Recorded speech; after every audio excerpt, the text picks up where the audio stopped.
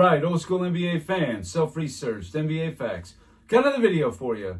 As always, thanks to anybody who watches my videos, subscribes to my channel. I really appreciate it. I want to give a special thanks to G the Great, a continued, consistent supporter of this channel. Thank you so much for all your contributions to the channel as far as the comments and whatnot, your generosity, your overall support.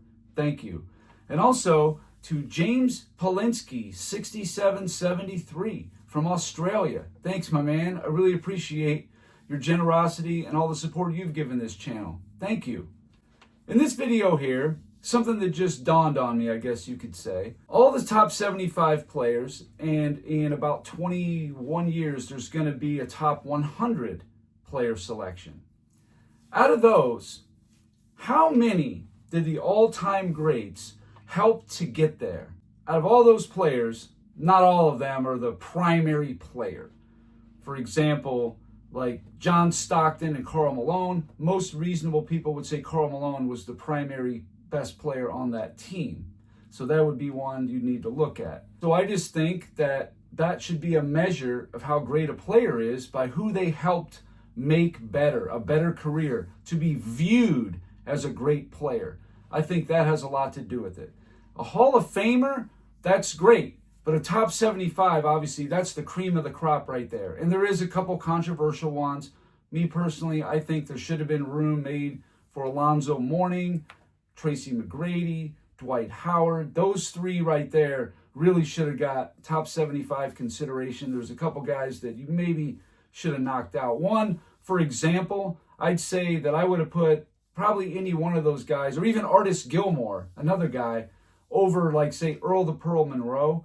Good player, very good player, no doubt about it. But better than those guys I just said? I didn't think so. Or Damian Lillard? I wouldn't think so. But again, that's up for other people, smarter minds than mine, to decide. So I'll just get right into it. Nikola Jokic, he's never really played with anybody going to be top 100 consideration. I mean, if Jamal Murray somehow makes top 100, maybe they win a championship, maybe two more. He gets a couple finals MVPs. Maybe he starts racking up some all-star games. I mean, maybe, but highly doubtful that he's ever going to be a top 100 player. Russell Westbrook was already a top 75 player before he played with them. So as of right now, Nikola Jokic has nobody. Giannis, same kind of thing. He's played with Damian Lillard the last couple of seasons. He was already a top 75 player. I don't see how anybody's going to be a top 100 that he's played with. But let me know in the comments if you feel different. That's fine. Elgin Baylor, who would you say? Jerry West, he was definitely on a trajectory to being a top 75 player. That's the thing. You can't just say, oh, well, that guy was going to be a top 75 player anyway. If he was on a trajectory to being a top 75 player, and it was obvious without the help of whatever superstar he was on the team with, then you got to say, well, he would have been top 75 anyway, so that doesn't count. I feel like Jerry West absolutely was going to be top 75 with or without Elgin Baylor, and vice versa. There's just no question. And there was really no one else that Elgin Baylor helped make top 75. In fact, I think it was only him and Wilt Chamberlain are the only ones he ever even played with. David Robinson. You could make a case that maybe David Robinson had a very tiny, small part in Dennis Rodman becoming a top 75 player. Rodman was third-team All-NBA in 95, a couple rebound titles with him. I don't know. You could say maybe 2% credit or something like that, barely. But that'd be it. The other player, Tim Duncan, obviously Tim Duncan was going to be top 75 no matter what David Robinson did. Bob Pettit, he never really played with any top 75 players. Lenny Wilkins played, I think, 2 seasons with. Not enough to affect his career trajectory, so I would say none. Kevin Durant, and I would say Kevin Durant did have a hand in Russell Westbrook becoming top 75. In fact, Westbrook's only finals appearance was in 2012 with KD, and they were in the Western Conference Finals in 2011, 2012, 2014, 2016. But as it stands right now, I would say KD definitely had a pretty good hand in it. Now, Westbrook's individual numbers that were, people say pad statting, whatever it was without Kevin Durant. You could definitely make a case, though, that Durant had some sort of a hand in Westbrook becoming a top 75 player. Kevin Garnett, I would say nobody. He didn't really play with one until he got to Boston, and both Ray Allen and Paul Pierce, they were already on their way. Now, if Rajon Rondo ends up being a top 100 player, which I seriously doubt, I just don't see how, then maybe you could revisit that, then maybe he did play a part in it, but no, as of now, no way. Karl Malone and John Stockton, you could maybe make a case that he helped Stockton. Stockton was all the assist leaders, steals leaders, all that kind of thing. He played for, 18, 19 seasons. It would have been hard to say Karl Malone made John Stockton into a top 75 player. You could say maybe it did help to bolster his case. And again, this is all subjective. It's opinion is what it is. But don't give outlandish, wild opinions either. Make sure it makes sense and it's rooted in reality. George Mikan, as far as I know, he did not play with a top 75 player. Played against a bunch of them. But a lot of his teammates like Vern Mickelson and Slater Martin, those guys there, Jim Pollard, they were not top 75. They were Hall of Famers, but not top 75. Oscar Robertson, I think you could make a case that he helped Jerry Lucas become a top 75. Jerry Lucas won his only championship on the 73 Knicks, though, away from Oscar. But Jerry Lucas had some really good years with Cincinnati in the mid to late 60s. One year, this guy had 21 points and 21 rebounds. This is one that's hard to say. Some of these cases are hard to say. But I would say maybe. Maybe Oscar did have a small hand in it, but Jerry Lucas was a really good player no matter where he went, I would say. He was probably on a trajectory to be top 75 no matter what team he was on. Steph Curry. If Klay Thompson or Draymond Green are top 100, then absolutely Steph Curry, no question, had a hand in making those guys top 100 players. Hall of Famers, I think maybe they would have been in the Hall of Fame either way. Hard to say. But if they make top 100, you got to give Curry all the credit. Moses Malone, I would say nobody. There was really nobody he enhanced on Houston. Calvin Murphy was a Hall of Famer, but he wasn't top 75. The only other top 75 was Dr. J, and he absolutely was going to do it by himself. And also Dr. J, that's another guy that, no. He didn't really enhance anybody to being a top 75 player. He played with Charles Barkley for Barkley's first 3 seasons, but Barkley was on a trajectory to be top 75 with or without Dr. J there. Jerry West, the only top 75 he played with was Elgin Baylor, who would have been top 75 without West, or Wilt Chamberlain, who obviously didn't need Jerry West for that, and that's really it. So nothing to see here for that one. LeBron James, the only player you could even say. You visit Dwayne Wade. Dwayne Wade already was the Finals MVP with a championship, a scoring title. He was a 9-time All-Star without LeBron, 4 times with. But those years between 2011 and 2014, his trajectory was going to be top 75 with or without LeBron. I don't even know how anybody would even be stupid enough to try to debate against that. No way. Wade was an obvious standalone top 75 player. He accomplished enough away from LeBron James, both individually and leading a team to a championship and Finals MVP. You want to make a case for Anthony Davis? I don't think so either. Anthony Davis already had 3 block titles. He had more All-NBA and more All-Defenses before joining the Lakers. His only championship, yes, was with LeBron James. Absolutely.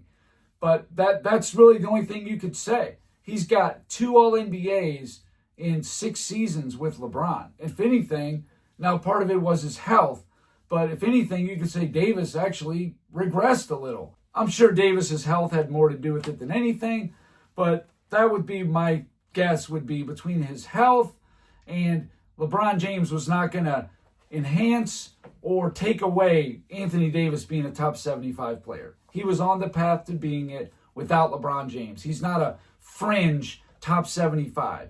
Anthony Davis is a top 60 all-time player.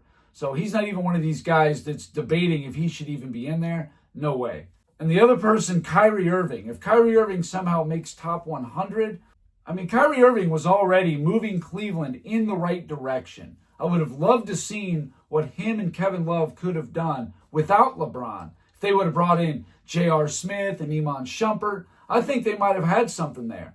I think they would have been competing against some of the other teams in the East to get to the finals. Obviously, I don't think they're going to beat Golden State that year, but I'm just saying it would have been nice to see. Kyrie Irving was already All-Star MVP. He was already making All-Stars before LeBron James, and he only played with LeBron for 3 seasons. That's it. The bulk of his career was away from LeBron. He made a finals without LeBron. He's had really good numbers, which that's what's going to get Kyrie Irving the top 100. If anything, it's not going to be the winning. It's going to be all the stats he put up. He didn't make All-NBA very often at all. 2018, Kyrie Irving was dynamite away from LeBron when he played on Boston. Of course, he got hurt before the playoffs, though. That really hurt him. Injuries is probably what's going to keep Kyrie Irving out of top 100. But I would say if you want to give LeBron like 2% of the credit, fine. I seriously doubt it. It'll be either Kyrie Irving's health, it'll be the league is still holding a grudge against him even 20 years later, or if he does get in, it's going to be because he did something great for the last 3, 4, 5 years of his career. Who knows how bad he's going to be hurt with his injury, how long he'll be out. We don't know. Shaquille O'Neal, the only player I would say even a smidge, maybe Dwayne Wade a little bit, but again, he only played with Wade for 3 seasons. That's it. 05, 6, and 7. That's it. So I don't know. I mean, maybe a little bit because he did win his only championship with Shaq. Maybe you could make a case for a very tiny piece of that, but the only other top 75, like Steve Nash, he played in 2 years, played LeBron 1 year, played with Kobe for 8 years, but Kobe, come on, that guy was definitely top 75 without Shaq. I'm saying that if you took away Kobe's first 8 years of his career, just like he didn't even play him, the three-peat, all of it, I think from 2005 through, I think it was like 2016, I know he was injured the last 3 years or so of his career, I think he's top 75 without even playing those first 8 years on the Lakers. That's how much I think Kobe Bryant would have been a top 75 player. Getting the back-to-backs, back-to-back finals MVPs, the scoring titles, that great 2006 season. I think he gets it without Shaq even being involved. Honestly, I do. Keem Olajuwon, I think the one guy was Clyde Drexler. I think Clyde Drexler was in the Hall of Fame before 1995. But getting that ring, I think, solidified Clyde as a top 75 player. I think he most likely 50, 60% chance he was going to be top 75 without the ring. But getting the ring, it's a lock. Then he was a lock because that's 3 finals appearances, winning it once. And 2 of the other 2 that he didn't win, he was the best player on that team without an additional Hall of Famer. I mean, you got to give Clyde some credit there. And plus, a little known fact, I know people are going to say it's one game and no big deal, but Clyde Drexler led Portland into the Boston Garden in 1986 to hand Boston their only home loss of the entire season. Those kind of things to me matter. They mean something. They have value. Wilt Chamberlain. I think Wilt had a hand in maybe Hal Greer a little bit. He didn't play with them, but only about, 3 years, 3.5 years. Billy Cunningham, he played with them for, I think, 2.5 years. Both those guys were top 75. Billy Cunningham went on to be All-ABA, All-NBAs. He was the ABA MVP in 1973. So, I don't know. Maybe. I think Billy was already on the trajectory to being a top 75 player. And I think Hal Greer most likely was too. But you could make a case that maybe Wilt did have a small hand because it did get Hal Greer his only championship because of Wilt in 67. Here's the guy right here. You'd almost have to say absolutely is responsible for 4 guys becoming top 75 players. I don't even know how you would debate this. Give me your counter arguments in the comments. I'd love to hear them. Larry Bird helped Tiny Archibald, no doubt, become a top 75 player. He had some excellent seasons in the 70s. I mean, he was unbelievable. And then he got injured, not quite the same player. But when he came to Boston, played with Larry Bird, they got that championship in 81. They had all those 60-win seasons. I'm saying that Larry Bird absolutely should be responsible for why Tiny Archibald is a top 75 player. Archibald may or may not have been a Hall of Famer without playing with Larry Bird, but I think because of Larry Bird, he is a top 75 player. I would say the exact same thing for Kevin McHale and Robert Parrish. I think there's no doubt. If they would have played away from Bird, I think they're Hall of Famers, but not top 75. I hold Bird solely responsible for that one. And I think Bill Walton. I think before Boston, I think Bill Walton's a Hall of Famer, but he is not a top 75 player. And I don't even think Bill Walton's a top 75 player anyway, but because he had Boston, he won the sixth man. He got that second championship. I think that is what put Walton over the top to be a top 75. All four of those players, for me, it's Larry Bird. Take a look. Up ML Carr. They did the right thing. They made Talbot go to his left, but he showed that he's still capable of scoring even going that way. Robert Perry left in this first half. Archibald to Bird. Exactly right. Archibald to Parrish. Boy, that's something for a big man. Bird comes up with it. Up to Archibald. Austin now trying to make their move here in the third period. Tiny. Celtics guards to penetrate a lot more than they should. Parrish hits it. Peterson now on Bird. McHale going up. Parrish. And Robert Parrish to 70 games. He's playing into the system better than Lloyd. Seasting. Watch Parrish run the court, and Robert Parrish goes up and gets the layup. Johnson has only 2 points with Wiggins on him this period. Side. That's where the Celtics are losing their concentration. Walton going up with a shot over. That's just what I think. I think Bird was responsible for all four of those guys being top 75. Not Hall of Fame. I think they're Hall of Fame anyway. But top 75, absolutely. Kareem, the only player I would say, Oscar Robertson is a Hall of Famer before he played with Milwaukee.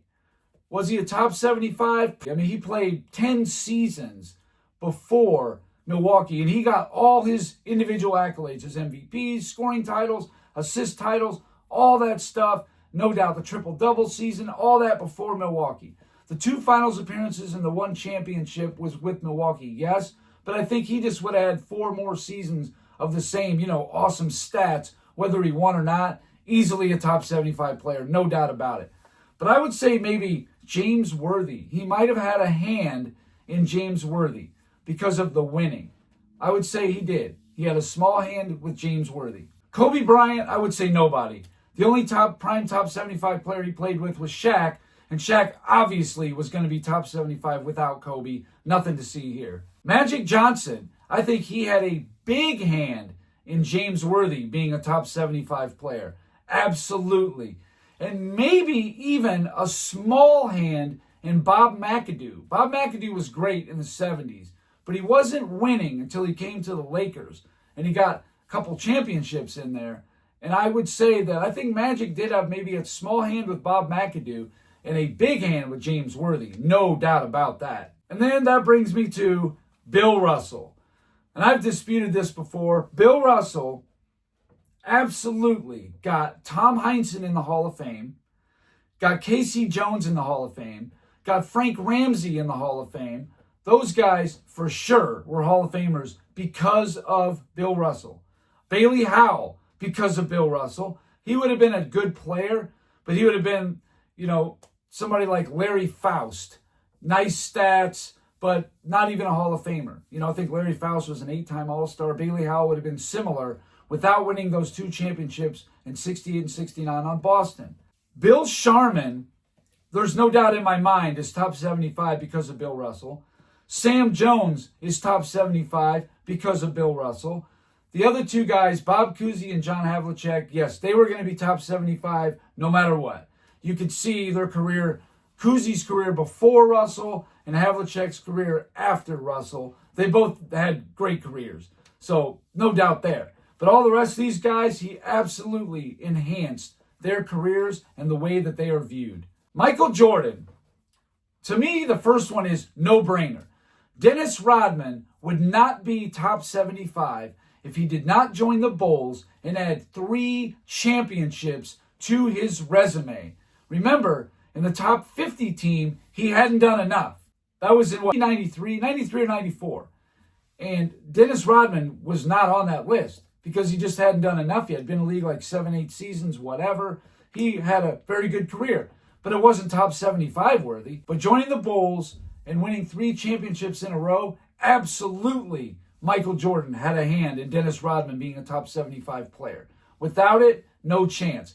Now, David Robinson, like I said earlier in the video, maybe you can give him a tiny piece of that because he at least helped Dennis along so he didn't fall apart like he easily could have without being on Detroit anymore. But being on Chicago absolutely is what made Dennis Rodman a top 75 player. Not even sure that could be up for debate. And then the other player, this one's going to be so much debate right here. Scottie Pippen. Would Scottie Pippen have been a top 75 player had he not played alongside Michael Jordan? I say Scottie Pippen would have probably been a Hall of Fame player without Michael Jordan. But a top 75 player, I don't think he would have, because he wouldn't have had all the winning. I just don't see it. No chance. And you could say whatever you wanted. You're going to be one of these people that, oh, well, Jordan wouldn't have done what he did without Pippen. Jordan was going to be a top 75 player without Pippen easily. No doubt about it.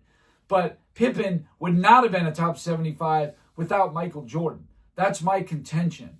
You know, and Pippen is crapping all over Jordan all these years later. But there was a time when Pippen actually acknowledged that Jordan made him better. But, you know, I've enjoyed my career with Michael, and I feel like that, you know, I perform much better being on the court with him. That's rare, believe me, and that was a long time ago. Nowadays, it's all, I made him better. He couldn't win. You know, ridiculous. And I got a video coming out tomorrow about that winning, you know, in the 80s and all that junk. It's just what it is, junk. Anyway, that's all I got for this video. Thank you guys for watching. If you liked it, please hit the like button. If you wouldn't mind sharing the video, that would be great. If you haven't subscribed already, please do. I've been giving daily content. And before I go, I just want to leave this last clip of Larry Bird and what I think was the master of creating top 75 players. That's just my opinion, of course. Let me know in the comments if you agree or disagree, and enjoy this clip.